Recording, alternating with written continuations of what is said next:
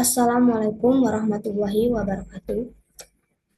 Saya Yulia Lestari, praktikan dari kelompok 3 mata kuliah Praktikum Algoritma dan Pemrograman.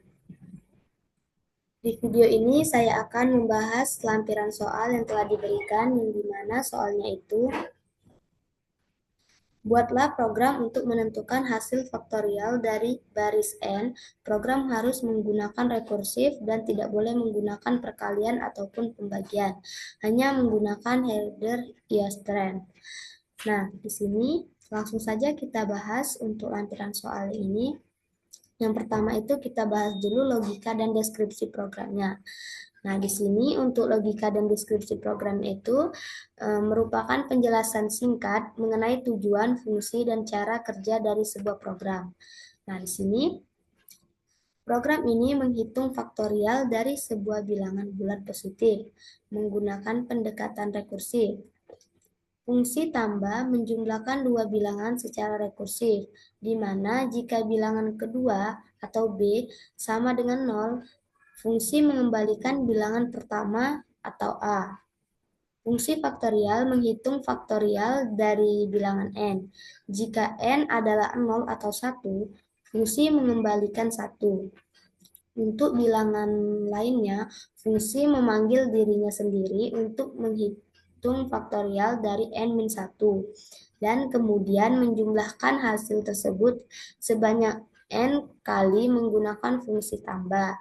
Dalam fungsi main, pengguna diminta untuk memasukkan bilangan bulat dan program menampilkan hasil faktorial dari bilangan tersebut. Dengan demikian, program ini menggunakan teknik rekursif untuk menghitung faktorial dan penjumlahan.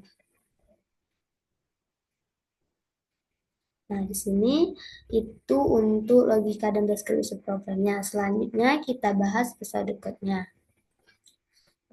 Sebelumnya, pseudocode itu merupakan deskripsi dari algoritma yang ditulis menggunakan bahasa yang menyerupai campuran antara bahasa pemrograman dan bahasa sehari-hari dengan tujuan untuk memudahkan pemahaman logika program sebelum diterjemahkan ke dalam kode yang sebenarnya. Nah, di sini untuk pseudocode-nya itu yang pertama ada variabel n yang bertipe data integer.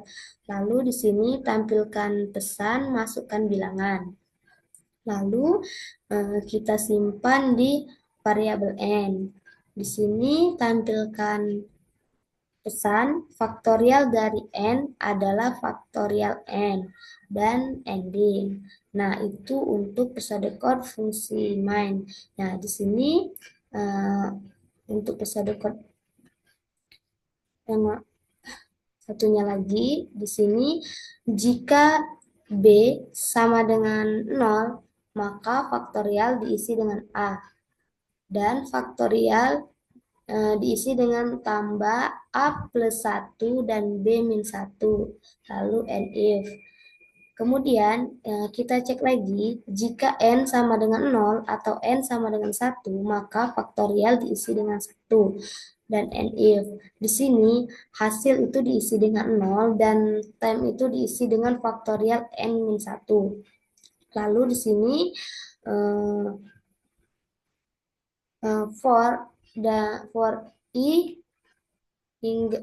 for i dari 0 hingga n-1, maka hasil sama dengan tambah hasil tem. Lalu n4 dan faktorial diisi dengan hasil. Nah, itu untuk pseudocode-nya. Selanjutnya ke flowchart. Nah, di sini ada dua flowchart. Yang pertama ada fungsi utama dan yang kedua ada fungsi hasil faktorial. Untuk fungsi utama itu kita awali dengan star, lalu kita inputkan variabel n dan kita inputkan faktorial dari n adalah faktorial n dan yang terakhir ending. Nah, ini untuk fungsi utama flowchart-nya. Selanjutnya kita ke fungsi hasil faktorial. Nah, di sini yang pertama itu star, lalu kita input variabel A dan B, kemudian kita masuk kita lakukan proses B sama dengan 0. Jika ia benar, maka ia akan menampilkan return A, dan jika ia salah, ia akan menampilkan return tambah A plus B dan B min 1. Nah, di sini kita inputkan lagi variabel N, yang dimana kita lakukan proses N sama dengan 0 atau N sama dengan 1 itu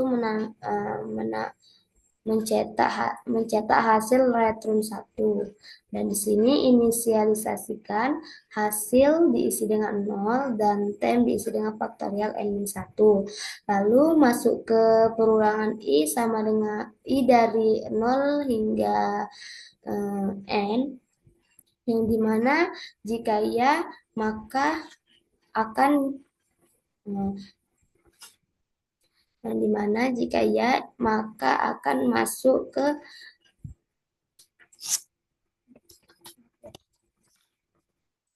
jika ya, pengguna akan diminta untuk memasukkan hasil diisi dengan tambah hasil tem, lalu disimpan ke array i++. Lalu lakukan terus proses ini hingga kondisi tidak terpenuhi. Setelah itu kita masuk ke bagian terakhir, yaitu ending. Nah, itu untuk flowchart fungsi utama dan fungsi hasil faktorial. Selanjutnya kita ke program CPP-nya.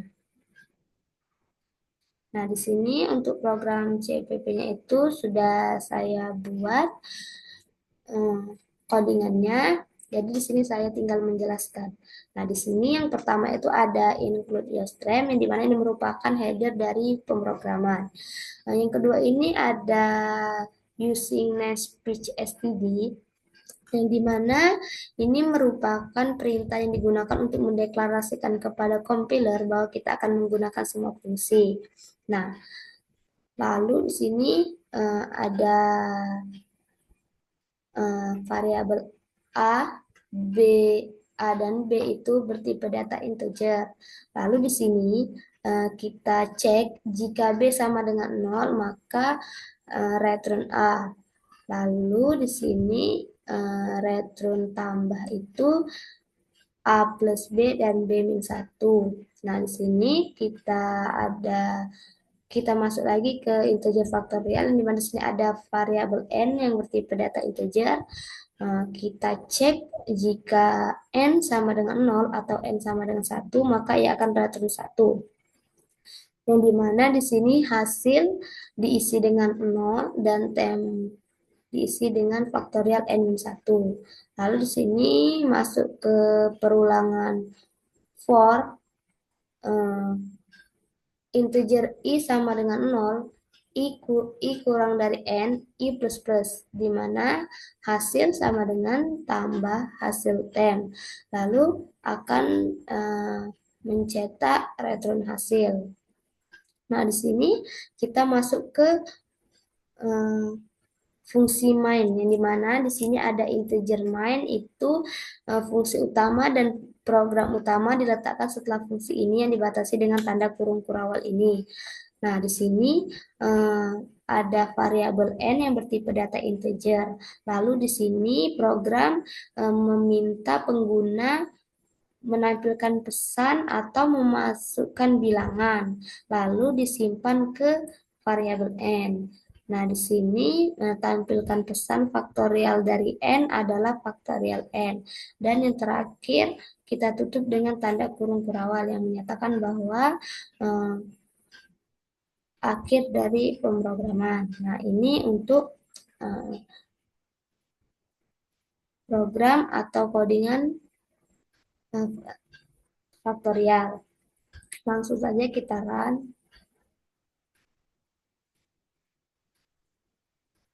Nah, di sini program meminta kita masukkan bilangan. Nah, kita ibaratkan masukkan bilangan 5. Lalu kita enter. Nah, Jadi di sini jika kita masukkan bilangan 5, faktorial dari 5 itu adalah 120. Nah, mungkin itu saja penjelasan lampiran soal dari saya. Saya akhiri. Wassalamualaikum warahmatullahi wabarakatuh.